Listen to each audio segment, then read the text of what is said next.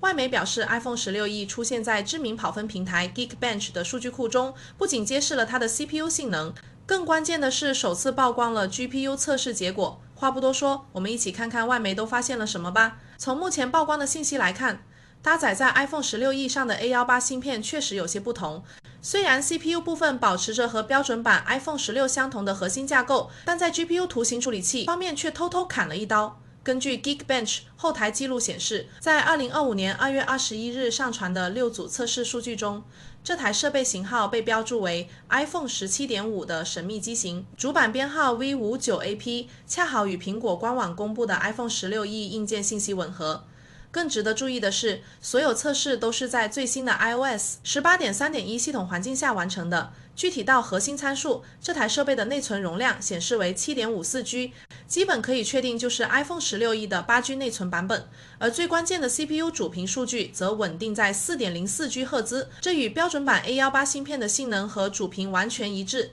说明苹果在处理器基础架构上并没有缩水。不过，当我们仔细查看跑分结果时，差异就开始显现了。在 Geekbench 6的 CPU 测试中， iPhone 16E 的单核得分在2706到3412分之间波动，多核成绩则介于7403到8270分。作为对比，标准版 iPhone 16的 A18 芯片在这两项测试中分别取得了3317分和8163分的稳定成绩。这意味着，虽然日常使用中的流畅度不会有明显差异，但在需要持续高性能输出的场景下，两款机型的性能差距可能会被放大到 10% 左右。GPU 测试结果， iPhone 16E 的 Metal 得分仅为24149到24188分，而标准版 iPhone 16则达到了27669分，这 15% 的性能差距，恰好对应着苹果在产品页面上注明的那颗消失的 GPU 核心。可能有些用户会疑惑，不就是少了一个图形核心吗？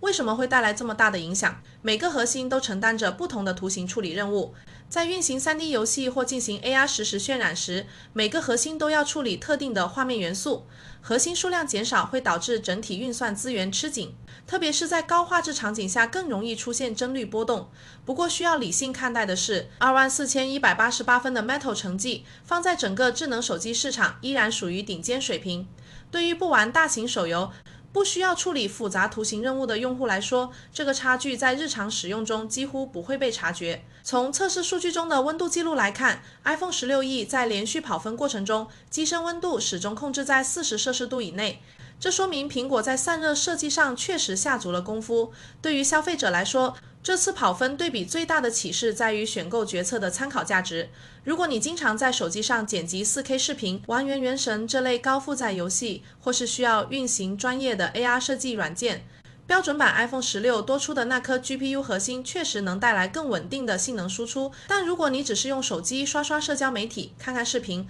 偶尔玩玩休闲游戏， iPhone 16E 完全能够满足需求。值得注意的是，苹果这次的产品策略与往年有所不同。以往 SE 系列往往使用前代芯片，但 iPhone 16E 却大胆采用了与旗舰同代的 A18 芯片，虽然略有调整，这说明苹果正在尝试用更精细化的产品线布局来覆盖不同价格区间，既保持高端市场的技术优势，又能在终端市场形成差异化竞争。这种策略可能会让安卓阵营面临更大压力。不过也有业内人士指出，这次跑分数据可能存在误差空间，由于测试样本量较小，仅有6组数据，且不同测试环境下的后台进程会轻微影响得分，实际量产机的性能表现可能会有细微调整。建议消费者在正式发售后再参考更全面的第三方评测数据。不知道你更倾向选择 iPhone 16还是 iPhone 16E 呢？不妨把你的独特见解分享到评论区，与大家一起探讨。好了，本期内容就到这里。如果可以的话，帮忙点个赞，转发分享给有需要的朋友们。如果期待后续更多相关数码内容的更新，也欢迎关注我们。这里是思赞，分享数码前沿信息，偶尔写写测评。我们下期再见。